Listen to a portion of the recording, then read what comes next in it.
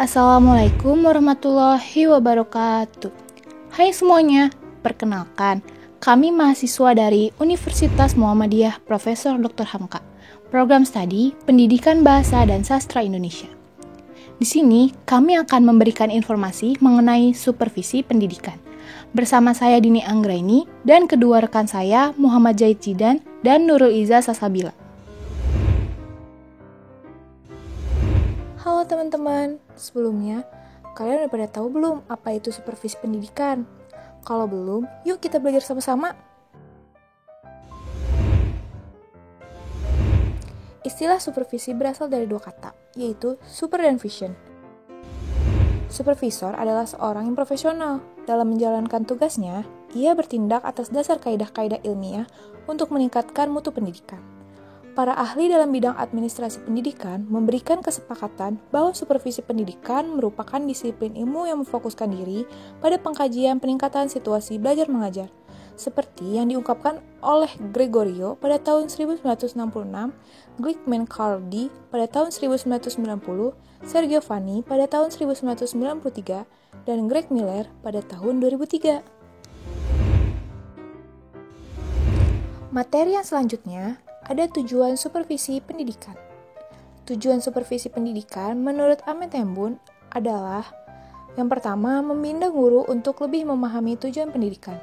Yang kedua, melatih kesanggupan guru untuk mempersiapkan peserta didik menjadi anggota masyarakat yang efektif. Yang ketiga, membantu guru untuk mengandalkan diagnosis. Yang keempat, meningkatkan kesadaran terhadap tata kerja demokratis. Yang kelima, memperbesar ambisi guru untuk meningkatkan mutu kerja secara maksimal. Yang keenam, membantu mempopulerkan sekolah ke masyarakat. Yang ketujuh, membantu guru untuk lebih dapat memanfaatkan pengalamannya sendiri. Yang kedelapan, mengembangkan persatuan antar guru. Dan kesembilan, membantu guru untuk dapat mengevaluasi aktivitas dalam kotak tujuan perkembangan peserta didik. Berdasarkan yang disebutkan di atas, jelaslah mengenai tujuan dari supervisi akademik yang fokusnya adalah pada guru, yaitu untuk membangun profesionalisme guru dalam memahami akademiknya, kehidupan kelas dan keterampilannya dalam melaksanakan proses pembelajaran, pengawasan kualitas dan penumbuhan motivasi bagi guru yang bersangkutan.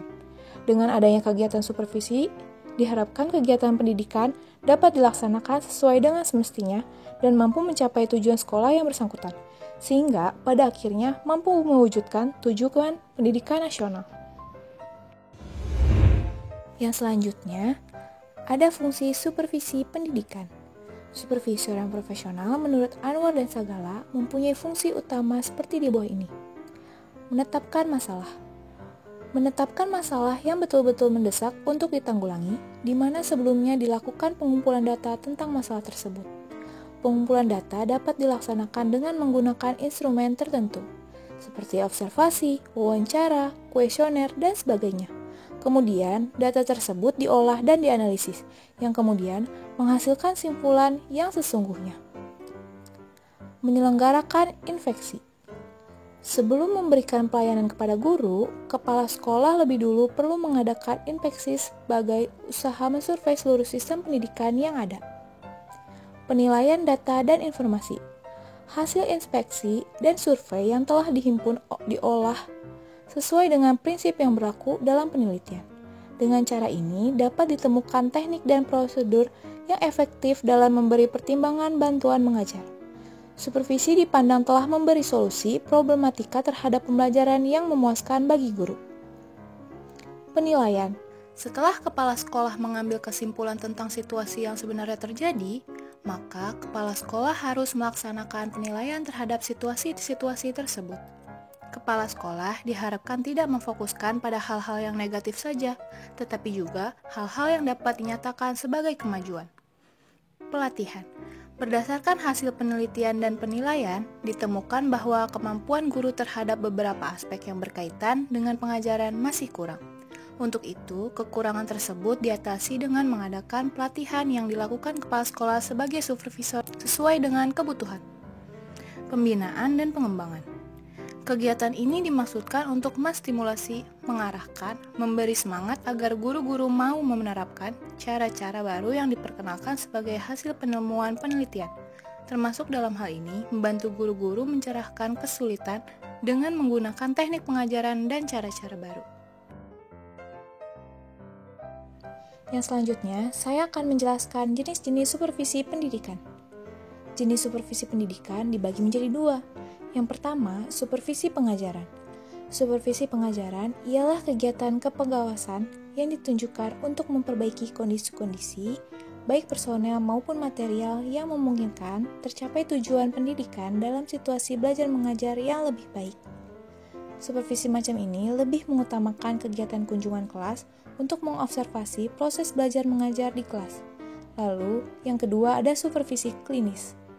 Supervisi klinis adalah bentuk supervisi yang difokuskan pada peningkatan mengajar dengan melalui siklus yang sistematis dalam perencanaan, pengamatan, serta analisis yang intensif tentang performa mengajar yang nyata, dan tujuannya adalah mengadakan perubahan dengan cara yang rasional.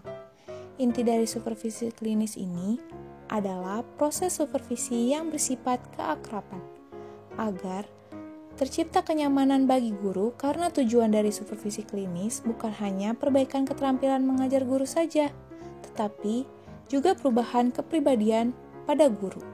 Ada 14 poin prinsip supervisi pendidikan. Praktis artinya mudah dikerjakan sesuai kondisi satuan pendidikan. Sistematis artinya dikembangkan sesuai perencanaan program supervisi yang matang dan tujuan pembelajaran. Objektif artinya masukan sesuai aspek-aspek instrumen.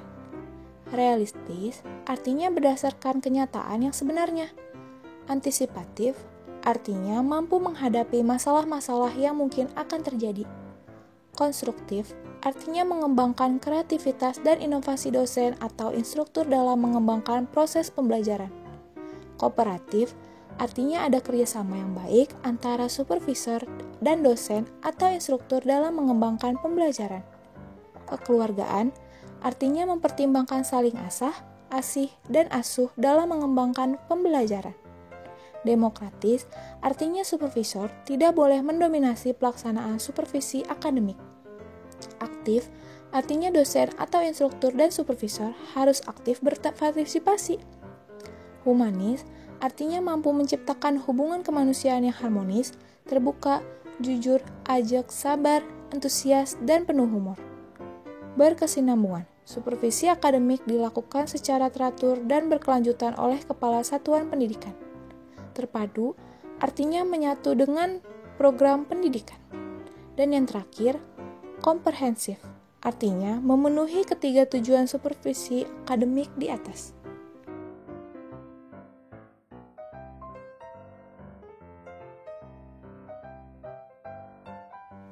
Ada 3 pendekatan supervisi pendidikan. Pendekatan yang pertama adalah pendekatan langsung atau direktif. Pendekatan direktif adalah cara pendekatan terhadap masalah yang bersifat langsung. Supervisor memberikan arahan langsung. Sudah tentu pengaruh perilaku supervisor lebih dominan. Pendekatan direktif ini berdasarkan pada pemahaman terhadap psikologis behavioritis. Pendekatan seperti ini dapat dilakukan dengan perilaku supervisor seperti berikut ini. Pertama, menjelaskan. Kedua, menyajikan. Ketiga, mengarahkan. Keempat, memberi contoh. Kelima, menetapkan tolak ukur. Dan keenam, menguatkan. Lalu, pendekatan yang kedua ada pendekatan tidak langsung atau non-direktif. Yang dimaksud dengan pendekatan tidak langsung atau non-direktif adalah cara pendekatan terhadap permasalahan yang sifatnya tidak langsung. Pendekatan non-direktif ini berdasarkan pada pemahaman psikologis humanistik. Psikologi humanistik sangat menghargai orang yang akan dibantu. Supervisor mencoba mendengarkan dan memahami apa yang dialami. Perilaku ketiga supervisor dalam pendekatan non-direktif adalah sebagai berikut. Mendengarkan, memberi pengetahuan, menjelaskan, menyajikan, dan memecahkan masalah. Lalu ada pendekatan yang ketiga. Pendekatan ketiga itu adalah pendekatan kolaboratif. Pendekatan kolaboratif adalah cara pendekatan yang memadukan cara pendekatan direktif dan non-direktif menjadi suatu cara pendekatan baru. Pada pendekatan ini, baik supervisor maupun yang disupervisi bersama-sama bersepakat untuk menetapkan struktur proses dan kriteria dalam melaksanakan proses percakapan terhadap masalah yang dihadapi. perilaku supervisor dalam pendekatan ini adalah sebagai berikut. Yang pertama, menyajikan. Yang kedua, menjelaskan. Yang ketiga, mendengarkan. Yang keempat, memecahkan masalah. Dan yang terakhir, ada negosiasi. Nah, gimana? Kalian udah pada tahu kan sekarang apa itu supervisi beserta dengan penjelasannya? Kalau begitu, sampai di sini dulu ya materi pembelajaran kita pada kesempatan kali ini.